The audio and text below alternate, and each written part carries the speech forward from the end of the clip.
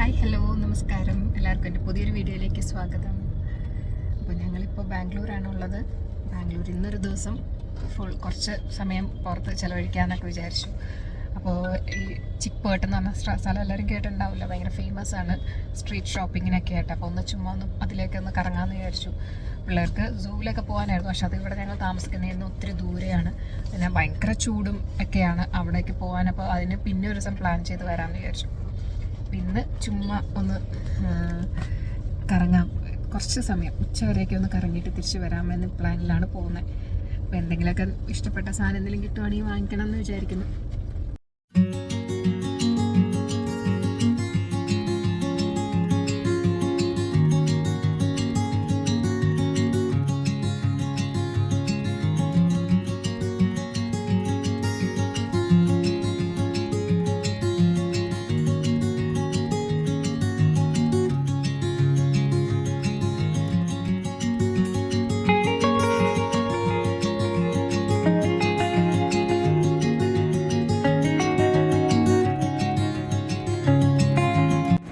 അപ്പോൾ ചിക്പേട്ട് എന്ന് പറഞ്ഞാൽ സ്ട്രീറ്റിൻ്റെ അകത്തേക്ക് കയറണതിന് കുറച്ച് മാറിയാണ് കാറ് നിർത്തുന്നത്. പിന്നെ അകത്തേക്ക് നമുക്ക് ഇങ്ങനെ നടക്കാം, കുറച്ച് ഡിസ്റ്റൻസേ ഉള്ളൂ കേട്ടോ കാറ് നിർത്തുന്നത്. കാരണം അതിൻ്റെ അകത്തേക്ക് വണ്ടിയും കൊണ്ട് പോയി കഴിഞ്ഞാൽ അങ്ങോട്ടും ഇങ്ങോട്ടും തിരിയാൻ പറ്റില്ല. അതിലും ഭേദമാണ് നമുക്ക് നടന്നു പോകുന്നത്. അപ്പോൾ ഇങ്ങനെ കാഴ്ചകളൊക്കെ കണ്ടു പോകുന്നത്. ഇങ്ങനത്തെ ഒരു മാല അവിടെ ഇങ്ങനെ ഇട്ടെങ്ങനെ കണ്ടപ്പോൾ എനിക്ക് ഇഷ്ടപ്പെട്ടു. പല ഡിസൈൻ ലോക്കറ്റാട്ടോ, എല്ലാം പേളൊന്നും അല്ല, സാധാരണ മുത്താണ്.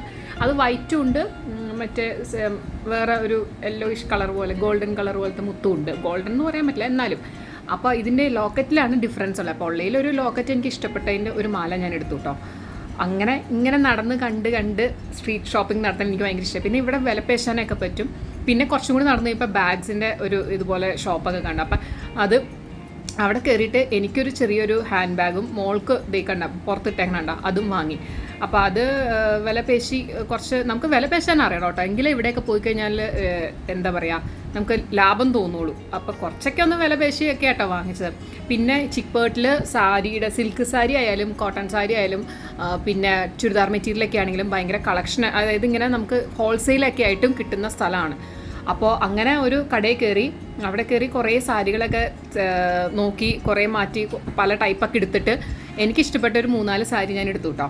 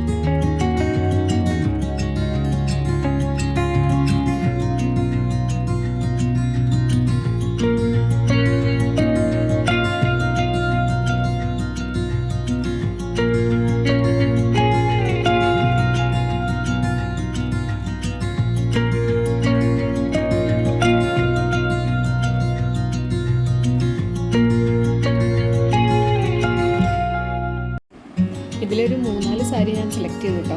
ഒരു 650, 750 ആ ഒരു റേഞ്ചിലാണ് 3 സാരി ഉണ്ടാകും. ഒരെണ്ണം മാത്രമാണ് 1000 എബവ് ആയിട്ടുള്ളൂ.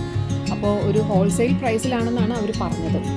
എനിക്കിഷ്ടപ്പെട്ട കോട്ടൺ സാരികളാണ് കൂടുതലും ഞാൻ എടുത്തത് കേട്ടോ. കാരണം ഞാൻ ഈ മറ്റ് പോളിസ്റ്റർ മിക്സോ ഒക്കെ ഉടുക്കാൻ ഭയങ്കര പാടാണ്, എനിക്കത് ഇഷ്ടമല്ല. ഞാൻ ആദ്യമൊക്കെ അങ്ങനത്തെ വാങ്ങിച്ച് എനിക്ക് അബദ്ധം പറ്റിയിട്ടുണ്ട്. അതുകൊണ്ട് ഇപ്പോഴൊക്കെ എല്ലാം കോട്ടൺ സാരി അല്ലെങ്കിൽ ലിനൻ ഒക്കെ ആ ടൈപ്പൊക്കെയാണ് ഞാൻ ഉടുക്കാറ്. അപ്പോൾ അങ്ങനത്തെ ഒരു മോഡൽ നോക്കി തന്നെയാണ് കേട്ടോ ഞാൻ എടുത്തതെല്ലാം.